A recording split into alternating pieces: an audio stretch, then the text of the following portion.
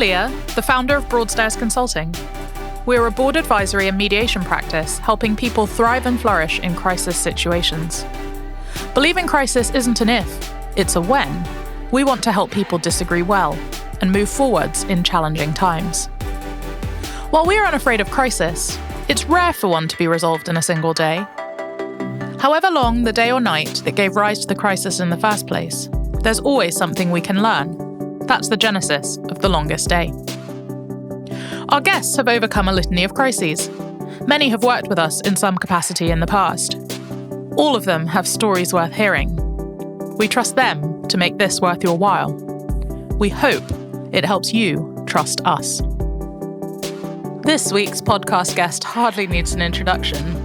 The Right Honourable Sir Vince Cable was Secretary of State for Business Innovation and Skills and President of the Board of Trade from 2010 to 2015. He was the Member of Parliament for Twickenham between 1997 to 2015, Deputy Leader of the Lib Dems 2007 to 2010, and Shadow Chancellor from 2003 to 2010. He was the leader of the Liberal Democrats from 2017 to 2019. Vince Cable read Natural Sciences and Economics at Cambridge University, where he was President of the Union, followed by undertaking a PhD at Glasgow University. Vince is currently a visiting professor at various universities and author of several books, non-executive director of various companies, and was recently made Freeman of the City of London. Well, Sir Vince, thank you for being willing to join us on the longest day. Perhaps you might like to tell our listeners about your longest day. Well, there are quite a few candidates, but I think the one I would pick out was the day in 2015 in May when I lost my seat in Parliament before I retrieved it a couple of years later. And I'd been in the cabinet for 5 years. I'd been the local MP for almost 20 years, very settled with a big majority. And then, more or less overnight, that position was wiped out and I was defeated and I was out in my 70s, having been rejected by the local population. So it was a pretty grim situation. And how did you get through that situation? I mean, obviously, it's not something that could be resolved overnight. So what did you do in that situation? Well, I think it was partly that some of the people around me made it easier for me because I knew that there were people who cared, and I had a very tough but effective election agent, now in the House of Lords, who's a sort of lifelong friend who cushioned the whole thing. I had my 3 grown-up children around me and my wife.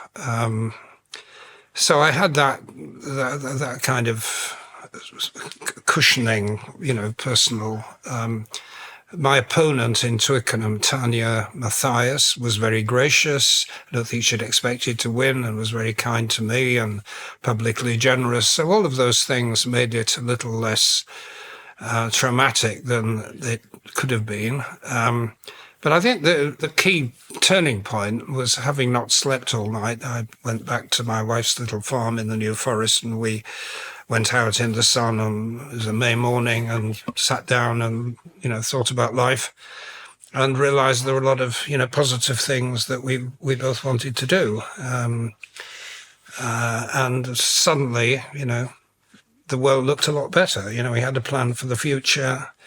We had something to build on. The world didn't look quite so awful. And the fact that so many of my colleagues had gone down with me meant there was a kind of certain amount of solidarity and defeat. So all of those things made it easier. And so I think by the lunch of the day after the election, I'd sort of turned a corner.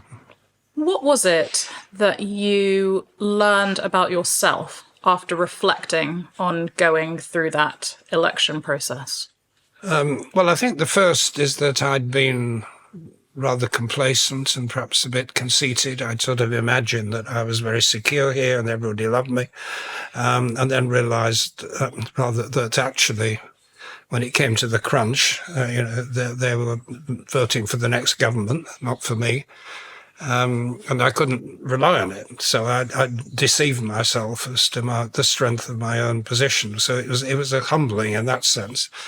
And then actually I'd spent the previous 3 weeks charging around the country helping my friends when I should have been shoring up my position here. So I think the first thing was realizing that I'd been complacent and perhaps a bit arrogant in assuming that I was as strong as I was. So that was the first big lesson. And the second was the importance of family and friends. The worst position to be, I think, if you're exposed like that, is not to have anybody to fall back on. But if you do have people to fall back on, that makes things bearable.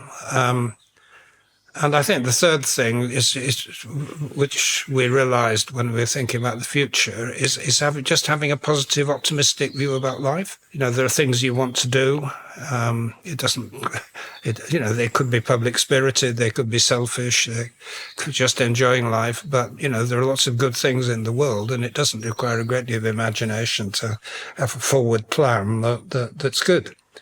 Politics is inherently mission-driven, and one's desire to get elected is usually accompanied by a desire to impact society or bring about change. What do you think the impact of failing to get elected was on your later leadership when you were subsequently re-elected? Well, I would question how much of politics is mission-driven. A lot of it's, of course, ego-driven by the people involved. No, I think the fact that I had lost and then unexpectedly won again and found myself as a party leader, you have that immense sense of relief that you've been reprieved and vindicated. And so you're then quite much more relaxed and confident about the next step in life, which may well be very difficult. But having gone through that experience and emerged from it makes you a lot stronger than you were before. Are you feeling stuck? Has conflict got you down? Have you considered mediation? Mediation is a confidential and flexible way to resolve conflicts. 86% of all mediations end in a solution, saving time, money, and stress for all involved. Thanet Mediation Centre, a Broadstairs consulting initiative, offers mediation services to individuals and organisations in Thanet, Kent, and further afield. For more information or advice, email us at info@broadstairsconsulting.com. We are here to help you move forwards. What advice would you give to somebody who has repeatedly stood for a position in Parliament and been unsuccessful? Well, in my case, I got in at the fifth attempt 30 years after I first tried, so I think I'm an extreme illustration of the progression you described. I think in general, I would recommend patience and persistence and not giving up, but I wouldn't want... there are far too many people in politics and public life generally who've kind of wrecked their families or messed themselves up personally by not accepting reality.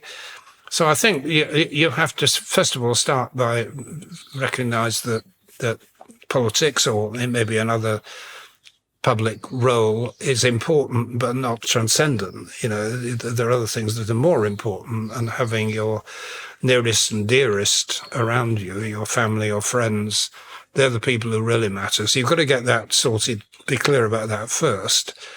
But if you have, then, keep trying, providing it's realistic. I think there is a point in all careers where you have to be hard-headed and take the view, well, look, this isn't going anywhere. Mm-hmm. I've got to try something else. And having the realism and courage to do that. In addition to having the right people around you, how have you cultivated that patience? Well, again, I think it's been helped by But in case of my first wife, who, was always willing to keep me going, because it's so easy to say, okay, this is just too much trouble, I'll go off and do something else. So you do need that kind of reinforcement of what you're trying to do. I don't think it's something you can think through, actually. I think in my case, I was particularly ambitious or particularly determined, a sort of character trait that I've cultivated and developed. So I don't think it's something you can wish, but just to recognise that there are certain things, certain areas of life, and politics is one, maybe the arts is another, where things don't come easily, and you can easily miss out, and you've just got to wait your time. What would you say to the leader who is primarily ego-driven and trying to succeed? Well, I think they're going to come to grief at some point. I mean, unless they've got some anchoring in what it is they're trying to achieve, they're ultimately going to fail.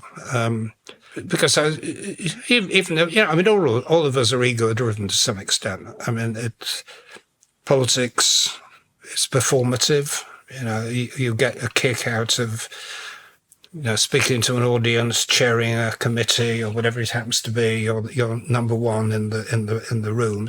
We all have that drug somewhere that's keeping us going. But if that's all there is, then you're completely rootless. And so I think if people find themselves in that position, they've just got to sit themselves down and just ask, what am I doing this for? Is it? And their friends have got to tell them, that if they're just doing it for themselves and their ego, then they're in the wrong business. And of course you have the pathological extremes like Trump, who exactly what happens if you get an ego-driven personality emerging on top. And we're not at Johnson's probably another, very narcissistic, no obvious belief system. And it does, in both cases, do terrible damage, And if I might be so bold, what would you say your anchor is? Well, again, it sounds a bit sentimental, but I've been fortunate in having two lovely women, one my late wife and my new wife, and I've been, for a lot of people make bad choices. I made good choices. I was lucky.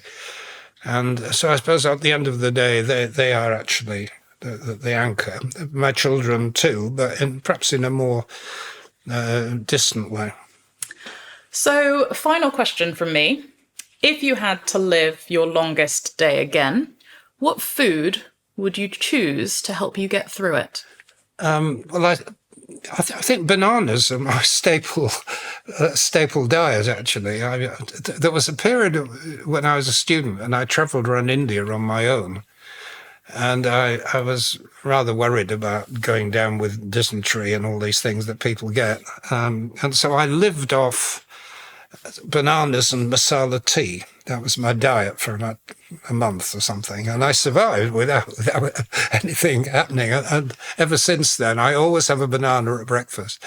Even when I'm going out to the gym, I have a banana. So that. But if I'm allowed a bit more time to have a good meal, I think I would choose a good South Indian vegetarian masala dosa or something. That's my sort of favourite food. I love that, and not at all what I was expecting from a Yorkshireman. Right. Well, no, I fish and chips and Yorkshire pudding. Yeah, I can do with that. But well, thank you so much for sharing your experiences, and thank you for being so candid. And it's been a real joy to have you on The Longest Day. Thank you.